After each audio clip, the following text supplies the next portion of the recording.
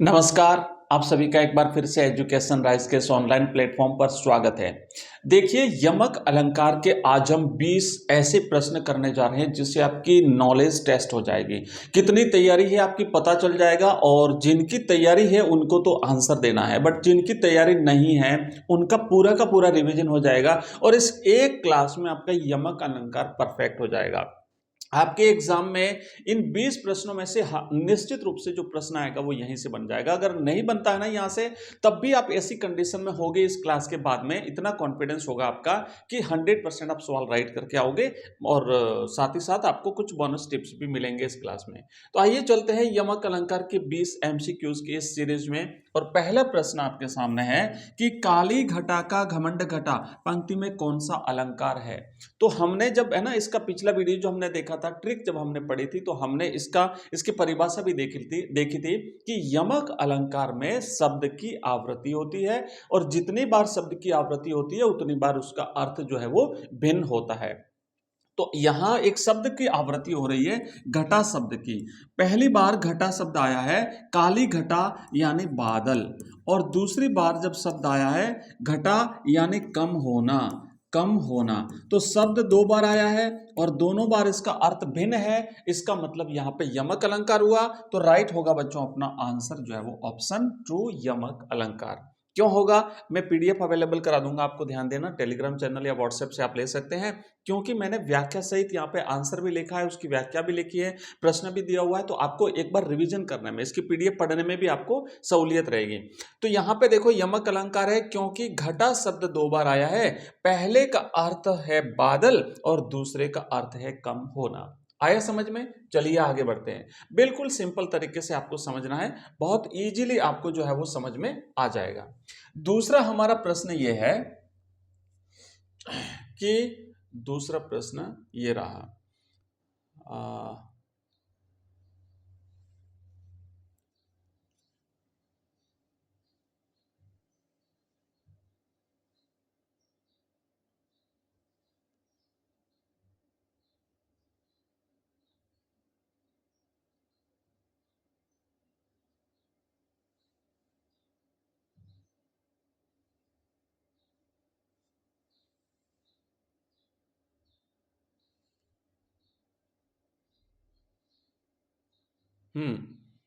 ये रहा दूसरा प्रश्न। देखो क्या लिखा हुआ है कि कनक कनक ते 100 गुनी मादकता अधिकाय, या खाए बोराए जग वा पाए बोराए। इस पंक्ति में किस प्रकार का यमक अलंकार है। अब देखो यमक अलंकार के भेद हमने पिछली जो क्लास देखी थी ना, उसमें हमने इसके भेद देखे थे। इसके दो भेद हैं, एक है अभंग यमक, अभंग अभंग यमक, और दूसरा जो इसका भेद है वो है सभंग यमक। ठीक है,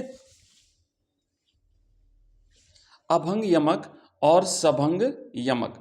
अभंग यमक में क्या होता है कि शब्द टूटता नहीं है, और सभंग में शब्द टूट जाता है। तो यहां पे शब्द का जो रिपीटेशन हुआ है वो कनक है, और कनक शब्द दोनों बार सेम आया है, टूटा नहीं है। ठीक है, तो इसलिए ये अभंग हुआ। अभंग कैसे हो, अभंग और सभंग को अगर और विस्तार से समझना चाहते हो तो पिछला वीडियो देख लेना, वहां पे आपको अच्छी तरह से समझ में आ जाएगा। तो यहाँ पे जो है ना अभंग यमक है। अभंग का मतलब दोनों बार जो शब्द जितनी बार आया उतनी बार सेम आता है, टूटता नहीं है। बल्कि सभंग में क्या होता है कि वो टूट जाता है। तो राइट आंसर हो गया हमारा ऑप्शन ख। ठीक है, चलिए, तो इसका सही जवाब हो गया ऑप्शन ख। अब नेक्स्ट ये हो गया खा, क्योंकि यह कनक शब्द को बिना तोड़े ज्यों का त्यों प्रयोग में किया गया है, इसलिए अभंग शब्द है। तीसरा प्रश्न देखो, रहीमन पानी राखिए बिन पानी सब सोन, पानी गए न उबरे मोती मानुष चुन। अब ये बेस्ट एग्जांपल है, बट ध्यान देना शब्द के अनेक अर्थ होने के कारण यहाँ पे अलंकार कौन सा है। तो यहाँ पानी शब्द एक ही बार आया है और उसका अर्थ अलग अलग है, तो यहाँ पे श्लेष अलंकार होगा। इसलिए कंफ्यूज नहीं होना है कि भाई यहाँ पे हम यमक अलंकार पढ़ रहे हैं तो सभी में यमक होगा, ऐसा नहीं है। क्योंकि पानी शब्द अंतिम पंक्ति में, ध्यान देना लास्ट वाली जो पंक्ति है ना, उसमें पानी गए न उबरे मोती मानुष चुन। तो पानी शब्द एक बार आया है लेकिन उसके अर्थ तीन अलग अलग हैं, तो इसीलिए यहाँ पे जो है वो श्लेष अलंकार है। चौथा प्रश्न देखो क्या लिखा हुआ है कि माला फेरत जुग भया फिरान मन का फेर। माला फेरत जुग भया, फिरान मन का फेर, कर का मन का डारी दे, मन का फेर। अब यहां पर आपको ध्यान देना है कि यहां पे कौन सा यमक है। यमक के दो भेद हैं, अभंग यमक और सभंग यमक। अगर शब्द टूट जाता है तब तो हो गया सभंग यमक, और अगर शब्द नहीं टूटता है तो वहां पे होता है अभंग यमक। अब चूंकि यहां पे शब्द टूट गया है, कैसे टूट गया है कि यहां देखो मन का और मन का, यहां पे देखो मन का टूट गया ना, तो इसलिए सेम नहीं हो रहा। जैसे कनक कनक दोनों बार सेम है, लेकिन यहां पे एक बार तो आया मन का, यानी हमारे हृदय हृदय का, और मन का मतलब मन का, जो माला का मन का होता है ना, उसकी बात यहां पे हो रही है। तो शब्द टूट गए इसलिए भंग हो गए, तो भंग सहित सभंग हो गया। तो यहां पे हो गया हमारा सभंग अलंकार। सभंग अलंकार यहां मन का यानी माला का दाना की ध्वनि मन का यानी हृदय का को तोड़कर बनाई गई है, तो इसीलिए शब्द टूट गया, तो सभंग यमक हो गया। और देखो नेक्स्ट पांचवा प्रश्न देखो, तीन बेर खाती थी वे तीन बेर खाती हैं। पांचवा प्रश्न देखो, मैं बेर शब्द का क्या अर्थ है। तो पहली बार जो बेर शब्द आया बच्चों, इसका अर्थ तो है समय, और दूसरी बार बेर शब्द आया, ये आया एक फल के लिए। तो इसीलिए यहां पे पहली बार आपको समय, और देखो ये भी ऑप्शन आ सकता है फल और समय या समय और फल। बात मतलब शब्द दोनों सेम है, पर पहले का अर्थ क्या है ये भी ध्यान देना। तो पहले का अर्थ है वो पहले लिखा जाएगा, बाद का अर्थ है वो बाद में लिखा जाएगा। तो यहां पे पहला जो है ना, तीन बेर खाती थी यानी तीन समय खाती थी, तो समय पहले आया इसलिए ये वाला राइट होगा, ख जो है वो राइट होगा। और बाद में बेर शब्द फल से रिलेटेड है, तो इसीलिए ऑप्शन हमारा ख राइट हुआ। पहली बार बेर का अर्थ वक्त या बार है, समय है, और दूसरी बार का अर्थ फल है। मतलब मुगलों की वो बेगमें जो 3 बार भोजन करती थी शिवाजी के डर से, जब वो उन्हें किला छोड़ के भागना पड़ा, तो अब उन्हें 3 बार भोजन नहीं मिलता था, बल्कि जंगलों में 3 बेर खा करके अपना जीवन यापन करना पड़ता था। अब देखिए नेक्स्ट आगे बढ़ेंगे, और ये रहा हमारा छठा प्रश्न। जेते तुम तारे, जेते तुम तारे मतलब जितने लोगों को प्रभु आपने तारा, तेते नभ में न तारे हैं, उतने तो नभ यानी आकाश में तारे भी नहीं हैं। पंक्ति में तारे शब्द में कौन सा अलंकार है।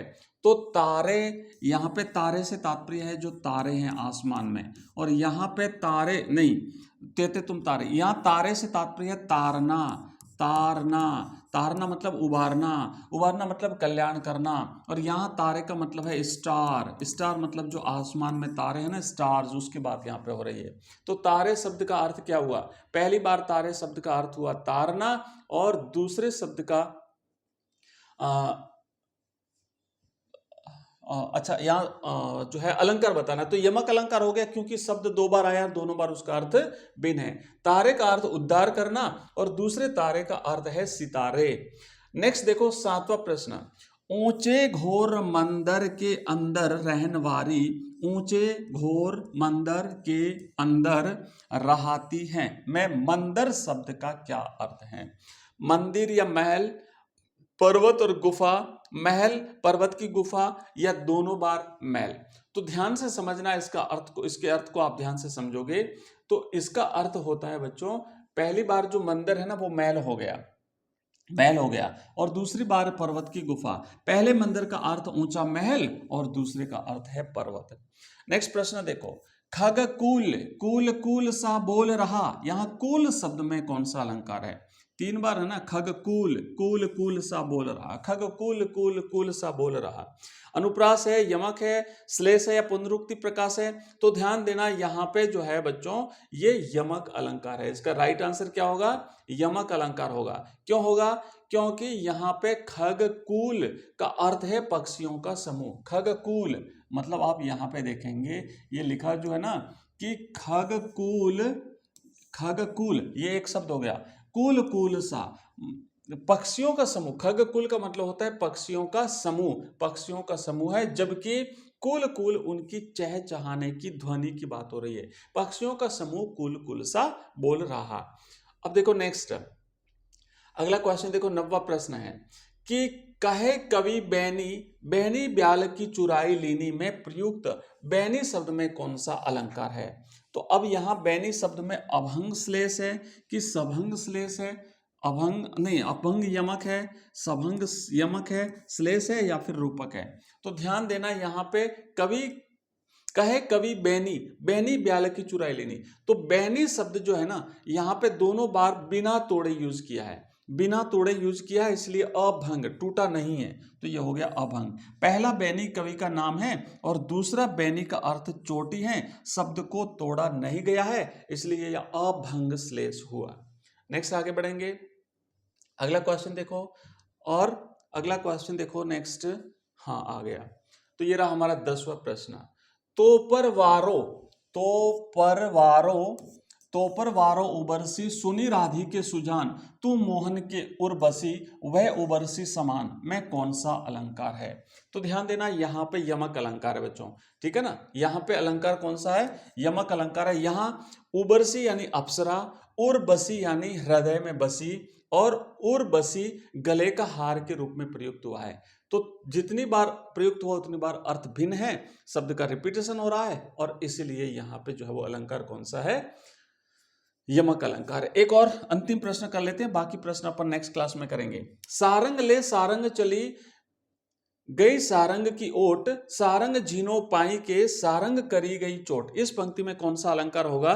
तो बच्चों यहां पर भी जो है वो यमक अलंकार होगा, क्योंकि जितनी बार शब्द आया है उतनी बार जो है यहाँ पे अर्थ रिपीट हुआ है। यमक अलंकार है। यहाँ पे सारंग शब्द कई बार आया है और हर बार जो है वो इसका अर्थ अलग है, जैसे घड़ा, सुंदरी, आंचल, हवा, सर्प। तो यहाँ पर भी अलंकार कौन सा हुआ? तो यहाँ पे यमक अलंकार हुआ। तो कैसी लगी आपको ये क्लास? अगर पसंद आई हो तो चैनल को सब्सक्राइब करना है, वीडियो को लाइक करना है। इसकी पीडीएफ अगर आप चाहते हैं तो आप हमारा नंबर नोट करिए, इस नंबर पे आप हमारा टेलीग्राम चैनल ज्वाइन कर दीजिए 9079622989, या फिर व्हाट्सएप ग्रुप ज्वाइन कर लीजिए, वहाँ पे मैं इस पीडीएफ को डाल दूंगा। साथ ही साथ जो लाइव क्लास आती है उसको भी देखने के लिए शाम को 8 बजे मैं नोटिफिकेशन डालूंगा, ज्वाइन कर लीजिए ग्रुप को। और ऐप को डाउनलोड कर सकते हैं, लिंक इस वीडियो के डिस्क्रिप्शन में मिलेगा, जहां पे ये सारे questions, PDF, videos, MCQs, online test, notes, आपको सब कुछ मिल जाएंगे। मिलते हैं अगली क्लास में, तब तक के लिए जय हिंद, जय भारत।